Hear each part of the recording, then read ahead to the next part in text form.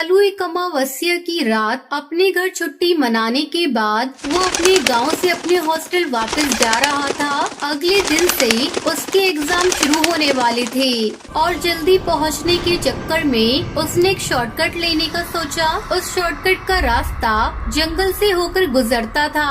कई पक्षियों को कहना था कि जंगल के उस रास्ते पर कई सारी भूत या चिड़िया की आत्मा देखी गई है, लेकिन कालू को भूतों पर यकीन नहीं था और वो उसी रास्ते पर आगे चलता गया। कालू आगे जा ही रहा था कि उसने अपने पीछे से एक बस आती दिखाई दी। मेन रोड तक पहुंचने के लिए कालू को बस या गाड़ी की जरूरत थी, इसलिए उसने उस बस को हाथ दिखाया और वो बस उसके पास आकर रुक गई। बस में चढ़ने के बाद कालू ने देखा कि बस में बैठे सभी पक्षी उसे देख रहे हैं। उसने बस के आखिर में एक सीट खाली देखी और वहां जाकर बैठ गया। पीछे बैठने के बाद जब उसने आगे देखा तो सारे पैसेंजर उसे ही घूरे जा रहे थे। बस में अगली वाली सीट पर बस की कंडक्टर बैठी हुई थी।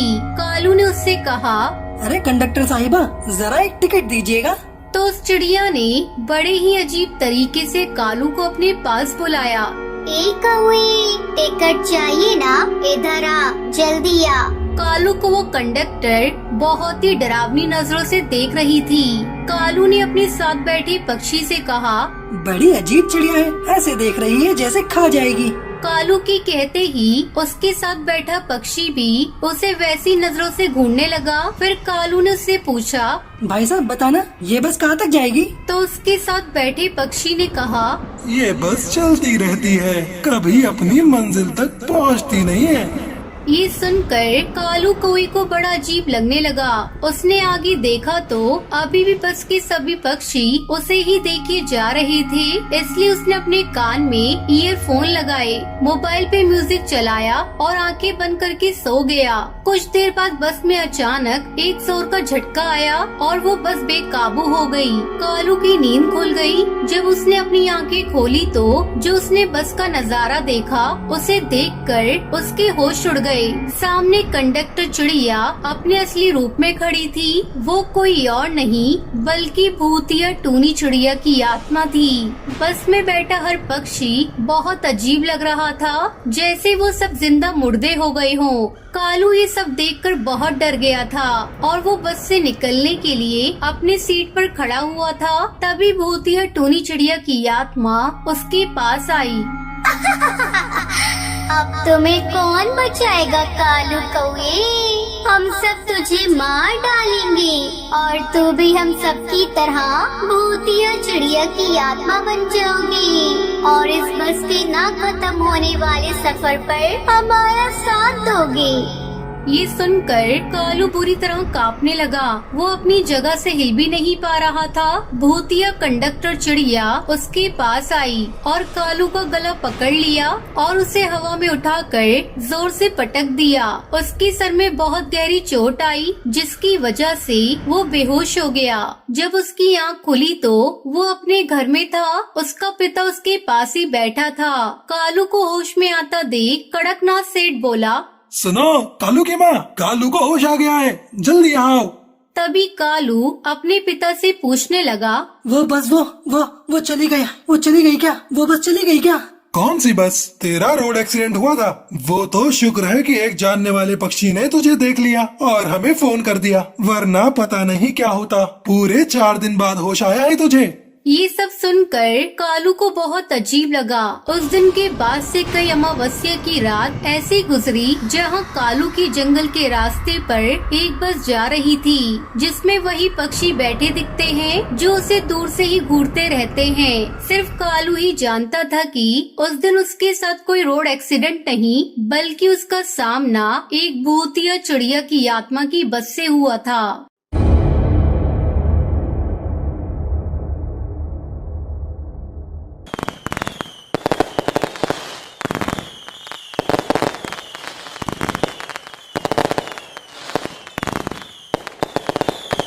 रामपुर नाम का एक छोटा सा गांव था। दिवाली के त्योहार पर इस गांव के घरों में मोमबत्ती, दिए और बिजली के रंग बिरंगे बल्ब जगमगा रहे थे। ये क्या? आज तो गांव रंग बिरंगी रोशनियों से जगमगा रहा है। जरा जाकर देखूं तो कहीं आसमान के तारे तो नहीं उतर आए इस गांव में। ये कहते हुए भूतिया टूनी चिड़िया की आत्मा गांव में आ जाती है। भाई दिवाली भी सचमुच अनोखा त्योहार है। देखो ना गांव कैसे जगमगा रहा है। मैं तो कहूँ कि दिवाली का त्योहार साल भर में नहीं बल्कि रोज मनाना चाहिए। हरी की ये बात सुनकर भूतिया चिड़िया की आत्मा गुस्से में कहती है, अरे दिवाली के त्योहार पे इतनी जगमगाहट होती है, फिर तो मैं रोज दिवाली मनाऊंगी।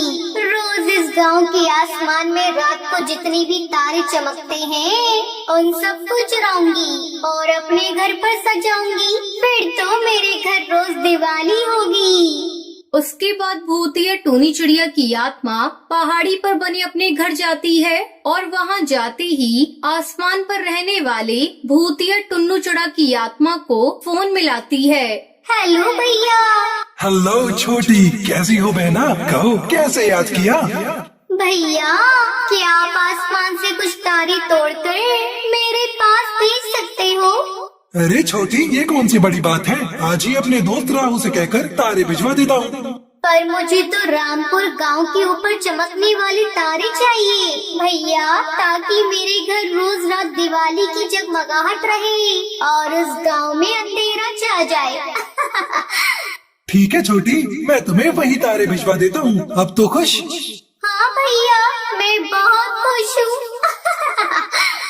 फिर रामपुर गांव के ऊपर चमकने वाले सारे तारे उसके पास भिजवा देता है और वो उन सब तारों को अपने घर के ऊपर सजा देती है। अरे देखो, मेरे घर में तो रोज रात दिवाली की जगमगाहट होती है और उधर रामपुर गांव के ऊपर अंधकार छाया है। बेचारा अकेला चांदी चमक रहा है।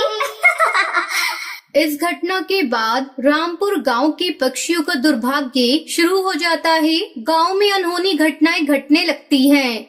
हमारे गांव के तो ग्रह ही खराब चल रहे हैं भाई। मौत पर मौत हो रही है। दिवाली के 5 दिनों में 5 पक्षी मर चुके हैं। रात आसमान में भी चांद ही दिखाई देता है, सितारे तो गायब हो गए हैं। गांव वालों को परेशान देखकर भूतिया टूनी चिड़िया की आत्मा बहुत खुश होती है।